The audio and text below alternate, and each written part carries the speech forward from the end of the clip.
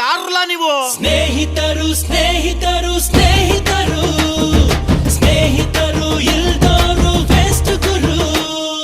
ಕಡ್ಡಿ ಆಯ್ತಾ ಸಾರ್, ಬೀಡಿ ಆಯ್ತಾ ಸಾರ್, ಚಡ್ಡಿ ಹೊಸ್ತಾ ಸಾರ್, ಮಳೆ ಆಯ್ತಾ ಸಾರ್, ಬೆಳೆ ಬಂತ ಸಾರ್, ಆನೆ ತಿಂತ ಸಾರ್.